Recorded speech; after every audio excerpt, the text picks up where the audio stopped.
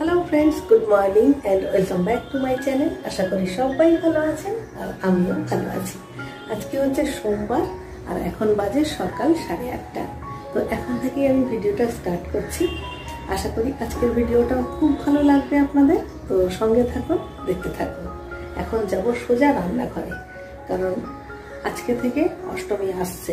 মানে ওর তো মেয়েটা অসুস্থ ছিল, অনেকদিন মানে কাজে আসেনি, তো আজকে থেকে আসছে। সেই জন্য আজকে থেকে সকালবেলা অতটাও মানে প্রেশার নেই আমার, যে রান্নাঘরটা পরিষ্কার আছে, সবজিও কাটা আছে। এখন যাব শুধু রান্না করবো পরপর। তো চলুন রান্নাঘরে যাই, কী কী কাটাকাটি হয়েছে দেখাই আপনাদের। বরবটি কেটেছে, আলু ছাড়িয়েছে, পটল ছাড়িয়েছে, এখানে রয়েছে ভেন্ডি আর উচ্ছে ভাজা। এই জিনিসগুলো আজকে রান্না হবে। এছাড়া এই যে এখানে রয়েছে দই, যেটা আমি কালকে রাত্রে পেতেছিলাম। তো দেখুন কি সুন্দর দইটা হয়েছে। তো চলুন রান্নাগুলো করে নিই। এই যে ডাল, এখানে উচ্ছে ভাজা, আর রুটির সঙ্গে খাওয়ার জন্য ভেন্ডি আলু ভাজা হয়ে গেছে। আর এখানে রুটিও হয়ে গেছে, আর আমি ফলটাও কেটে নিয়েছি। এবারে চলুন চটপট অফিসের লাঞ্চ বক্সটা গুছিয়ে নিই। এই অবধি কাজ হয়ে গেলে আমার মনে হয় যেন দিনের একটা বড় পার্ট আমি কমপ্লিট করলাম। এটা হলো আমার ব্রেকফাস্টের প্লেট। টমেটো, কাঁচা লঙ্কা, নুন দিয়ে ওটস বানিয়েছি, একটা পেয়ারা নিয়েছি, আর অর্ধেকটা মৌসাম্মি। আজকে যেহেতু সোমবার, নিরামিষের দিন, তাই আর ডিম সেদ্ধ খাবো না। সমস্ত কাজকর্ম সেরে একেবারে রিল্যাক্স মোডে এখন ব্রেকফাস্ট করব।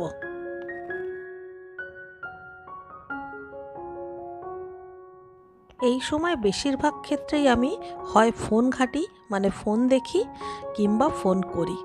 মানে যাদেরকে ফোন করার কথা থাকে বা কাউকে খোঁজ নেওয়ার ব্যাপার আছে, সেই কাজটা আমি এই সময় করি। মানে একটু সময় নিয়ে ধীরে সুস্থে ব্রেকফাস্ট করি। তো এই সময় একটু মানে গল্পগুজব করি বসে আর কি।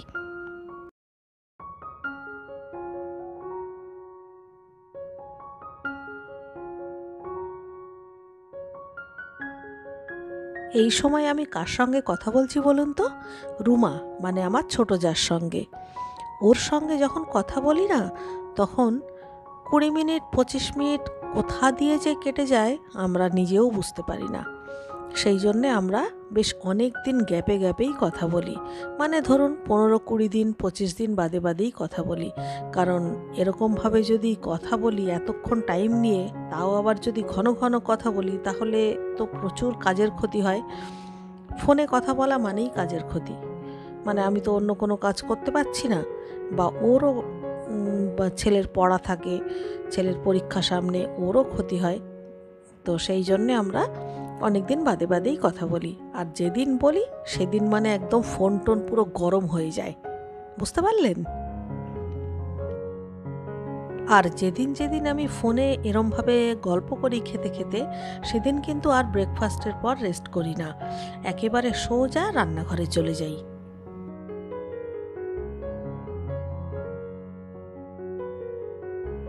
চলুন এবারে চটপট রান্নাটা সেরে নিই।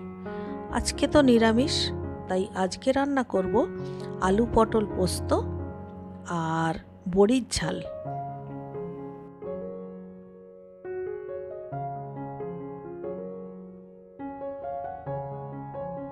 আমি বড়ির ঝাল বানাই আদা, জিরে, টমেটো, আর লাস্টে ঘি আর গরম মশলা দিয়ে। আর হ্যাঁ, ফোড়নে কিন্তু অবশ্যই একটু হিং দিই। এইভাবে আমরা নিরামিষ বড়ির ঝাল বানাই। আপনারা কিভাবে বানান কমেন্ট করে আমাকে জানাবেন।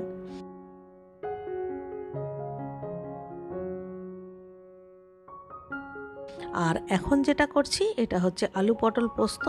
আর আলু পটল পোস্ত করতে হলে আলু আর পটলটা কিন্তু খুব ভালো করে ভেজে নিতে হয়। তো আমি প্রথমে ভাজতে দিয়েছি, একটু গ্যাসটা কমিয়ে দিয়ে একটু ভালো করে প্রথমে ভেজে নেব।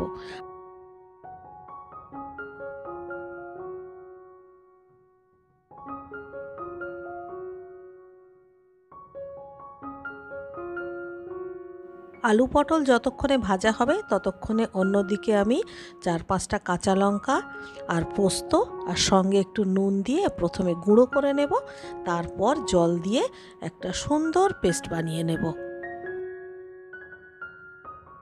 আর অন্যদিকে বড়ির ঝাল রান্না করবার জন্য বড়িগুলোকেও ভাজতে বসিয়ে দিয়েছি।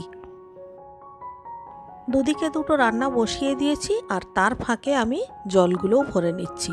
আর এই যে স্টিলের বোতলগুলো দেখতে পাচ্ছেন, এগুলো সব 500 ml বোতল। তো এইগুলোকে আমি জল ভরে আলাদা করে রেখে দিই, যাতে করে আমি বুঝতে পারি যে আমি সারাদিনে কতটা জল খাচ্ছি। এখানে ধরুন 2 লিটার জল আছে, এটা যখন শেষ হয়ে যাবে তখন আমি আরেকবার ভরে নেব। তবে হ্যাঁ, 4 লিটার জল খাওয়া উচিত, তবে আমি সব দিন কিন্তু 4 লিটার খেতে পারি না, 3 লিটার বা তার থেকে সামান্য একটু বেশি। আপনারা হয়তো অনেকেই জানেন যে আমরা তামার ঘটিতে জল রেখে খাই, আর তামার ঘটি ব্যবহার করলে 3-4 দিন অন্তর অন্তর কিন্তু মাজতে হয় যে কোনো একটা টক দিয়ে। আমার কাছে তেঁতুল থাকলে তেঁতুল, আজকে যেমন 1 টুকরো লেবু ছিল, লেবুটা দিয়ে ভালো করে ঘষে নিলাম, এরপর স্কচ ব্রাইট দিয়ে আর ভিম বার দিয়ে ভালো করে ঘষে নেব, পরিষ্কার হয়ে যাবে। তামার ঘটি ব্যবহার করা কিন্তু কোনো ব্যাপার না, মাজতেও কোনো অসুবিধা হয় না, খুব তাড়াতাড়ি হয়ে যায় এবং একদম নতুনের মতো চকচকে হয়। তবে তামার পাত্রে জল খাওয়া কিন্তু খুব ভালো। তবে আপনারা অবশ্যই এটা ভাবতে পারেন যে আমি বোতলে করে জল ভরছি, আবার বলছি তামার পাত্রে জল খাবো। আসলে বোতলে জলটা আমরা স্টক করি, তারপর তামার পাত্রে ঢেলে ঢেলে খাই। তাছাড়াও তামার ঘটিতে জল ঢেলেই সঙ্গে সঙ্গে তার থেকে খেলে কিন্তু কোনো উপকার হয় না। মিনিমাম 10-12 ঘন্টা তামার পাত্রের মধ্যে জল থাকবে, তারপর সেই জলটা খেলে তখনই কিন্তু কপারের বেনিফিটটা পাওয়া যায়। তো আমরাও সেটাই করি। সকালবেলা যখন আটা মাখতে যাই দেখি আটা নেই, তখন তাড়াতাড়ি একটা প্যাকেট কেটে কোনো মতে যেটুকু লাগবে সেটুকু মেখে নিয়েছিলাম। বাকি প্যাকেটের আটাটা আর বালতিতে ঢালবার মতো সময়ই হয়নি। এখন দেখলাম আরে প্যাকেটটা তো এইভাবে খোলা অবস্থায় পড়ে আছে, মানে আমার গার্ডার আটকানোরও সময় ছিল না। তো এখন সেই আটাটা ঢেলে দিলাম। এত সব কাজ সাথে সাথে এদিকে দেখুন আমার সব রান্না হয়ে গেছে। এটা হচ্ছে পটল পোস্ত, মানে আলু পটল পোস্ত, একদম শুকনো শুকনো করে করেছি এবং ওপর থেকে একটু কাঁচা সর্ষের তেল দিয়েছি, কাঁচা লঙ্কা দিয়েছি এইভাবে। আর এটা হচ্ছে বড়ির ঝাল। বড়ির ঝালটা একটু ঝোলঝোল বলে মনে হচ্ছে আপনাদের, কিন্তু বড়ির ঝাল কিন্তু ভীষণভাবে বড়িতে মানে ঝোলটা সোক করে নেয়। আধ ঘন্টা পরেই দেখবেন ঝোলটা অনেকটা কমে গেছে। তো এই হলো আজকের মেনু। সেই সঙ্গে ভাতও রান্না হয়ে গেছে, আর আমরা তো ভাত রান্না হওয়ার সঙ্গে সঙ্গেই ভাতটা ঢেলে হাঁড়িটাকে নিচে নামিয়ে দিই।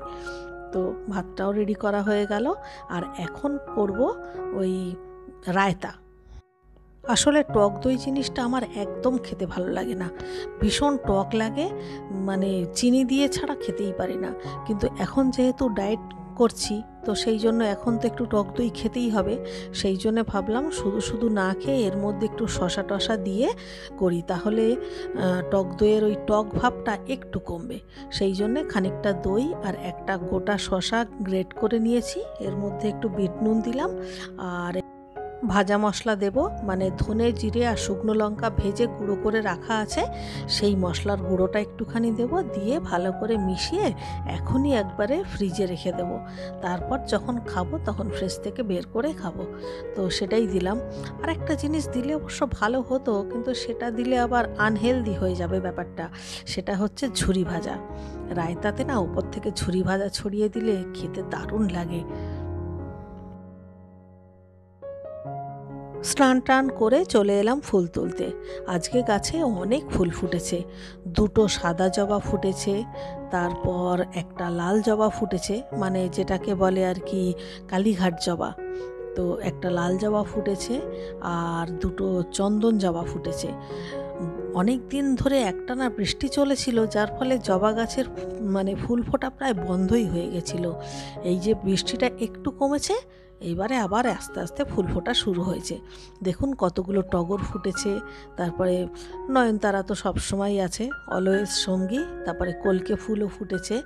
নয়নতারা আর টগর এই দুটো সারা বছরই ফোটে এবং মানে কাজ চালিয়ে দেয়, পুজোর ফুলের জন্য কিন্তু চলে যায়। পুজো করা কমপ্লিট। আর দেখুন আমার সিংহাসনটার দিকে তাকালে কেমন ফাঁকা ফাঁকা লাগছে না? আসলে গোপাল নেই তো, সেই জন্য সিংহাসনটা কেমন যেন ফাঁকা ফাঁকা লাগছে। আমরা কয়েকদিন আগে বন্ধুদের সঙ্গে বেড়াতে গিয়েছিলাম নর্থ বেঙ্গলে।